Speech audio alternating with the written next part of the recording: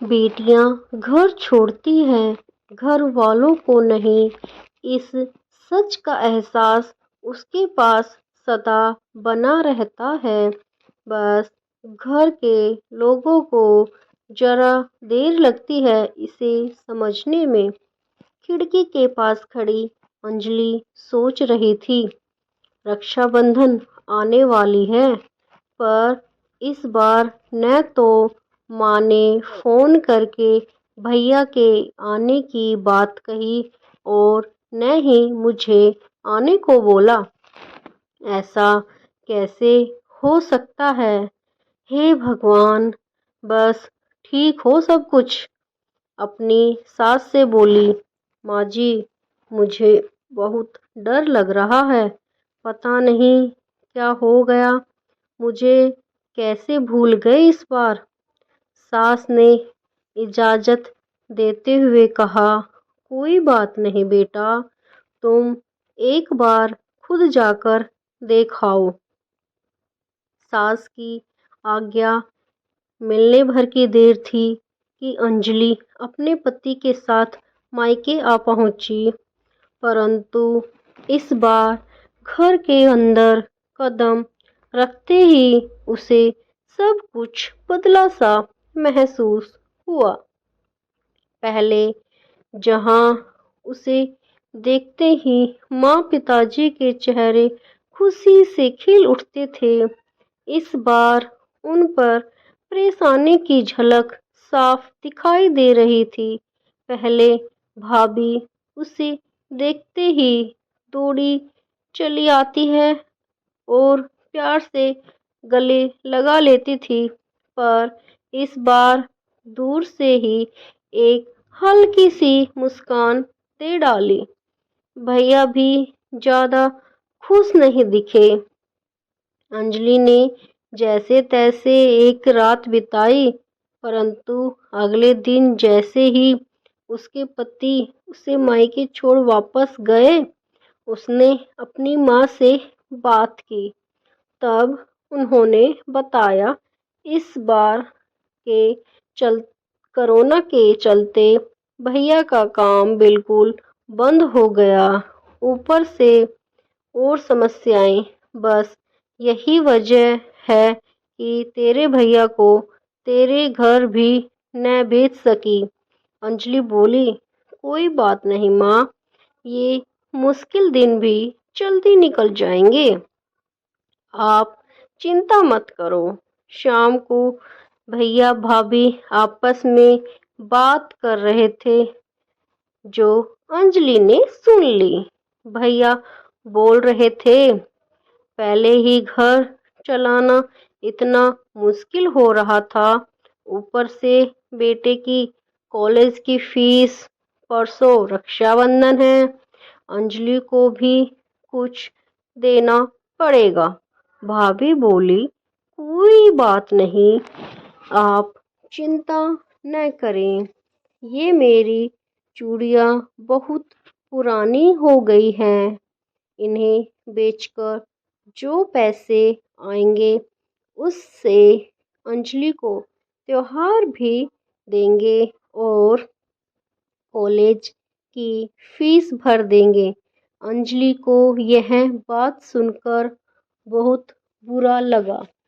भैया भाभी की ये बातें कर रहे हैं, क्या मैं यहाँ उनको तंग करके कुछ लेने के लिए ही आती हूँ? वह अपने कमरे में आ गई। तभी उसे याद आया कि शादी से कुछ समय पहले जब वह नौकरी करती थी, तो उसने बड़े शौक से अपनी पहली तनख्वाह लाकर पापा को दी थी। तब पापा ने कहा था, ये पैसे अपने पास ही रख लो बेटा, मुश्किल वक्त में काम आएंगे।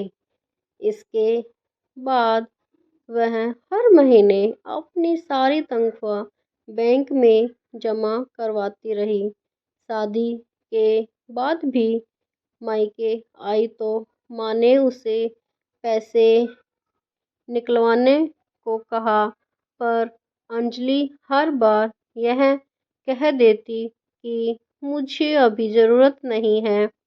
पर आज उन पैसों की उसके परिवार को ज़रूरत है।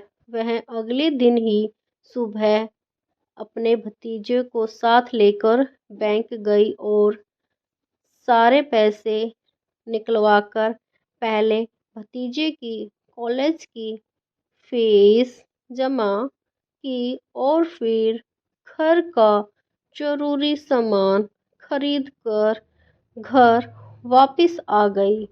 अगले दिन जब भैया को राखी बांधी तो भैया ने भरी आंखों से उसके हाथ में 100 का नोट रखा। अंजलि मना करने लगी तो भैया बोले, ये तो शगुन है पगली, मना मत करना।